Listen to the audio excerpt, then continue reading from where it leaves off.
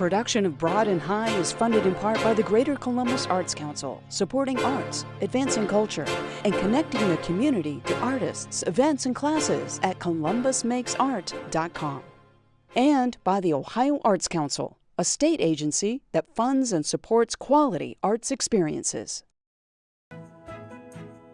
Here's a fun fact. The first known globe that included a depiction of the New World dates back to the early 1500s. And get this, it was etched on an ostrich egg. It was actually constructed using the lower halves of two ostrich eggs, making it nearly spherical and about the size of a grapefruit. Cincinnati artist Terri might have been interested in this factoid. As a child, she was fascinated by archaeology, but decided to pursue a career that helped define her own personal history.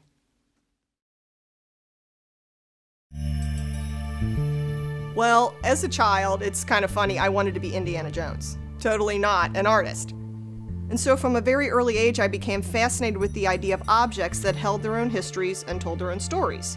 40 years later, and now I'm an artist, and I create my own objects that hold my history and tell my stories.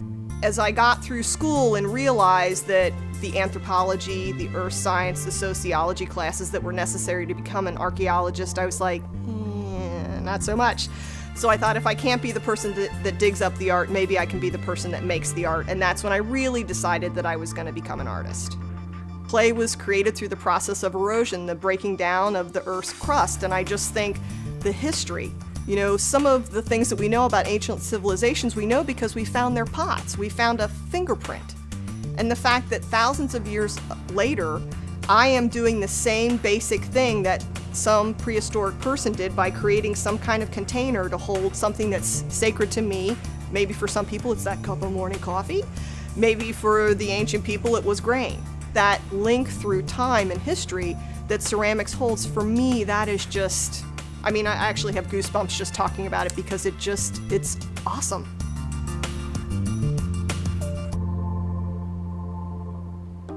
So I'll start with the ceramic vessel that I've made and I'll paint it with underglaze. Every layer that's painted on the surface is translucent like watercolor, so it's kind of a see-through color. So to build up the solid quality of color on all of my pieces, in the background alone there can be 9 layers of color painted on the surface. So what I do is this multi-layering process of color. Because I do that, I usually will work on 5 or 6 pieces at one time, so while the underglaze is drying on one piece, I move to the next.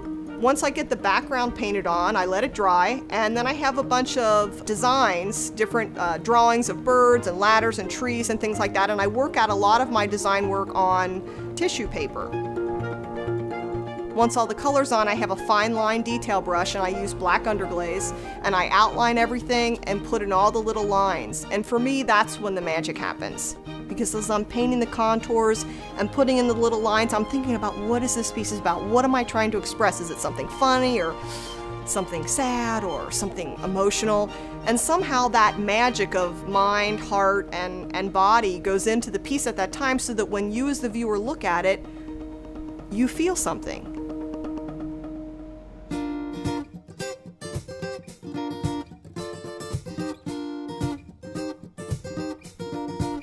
My work is very narrative, it's very symbolic. I'm very inspired by nature, so nature is something that's always going to be showing up in my work. Another thing is birds. When I think of birds, I started to think about the women in my family and think of how powerful they were. I'm afraid of heights, so whenever I am feeling anxiety or I'm concerned about something, I start to paint ladders in my work representing that height.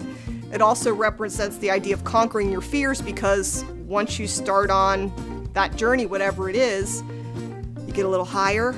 Oh, this feels bad. And then you get used to it. Well, okay, it's not as bad as I thought. Okay, then you go up another rung and it's like, oh my God. And then you get used to it. Books represent the idea of history, my history, the history that I haven't yet written for myself. I got married when I was 36 and my husband was 40. He's got a book of his history and I have a book of my history. But when we get married, we start writing a new book together. So it's our job as partners to read each other's pages. Trees representing compromise because they can move and bend with the wind and the forces of nature, but they don't usually break. Leaves represent the idea of change. I love the idea of leaves falling down and kind of decaying and providing nourishment for the roots. Whenever I need to remind myself to be fierce, I paint dragons.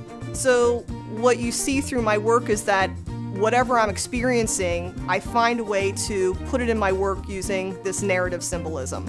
And I think that somehow the ideas I had in my head kind of filtered down through my heart and came out through my hands, so when I created something, people would look at it, not only would they like the way it looked, but they would feel something when they looked at it. And that's something that is mysterious to me still to this day.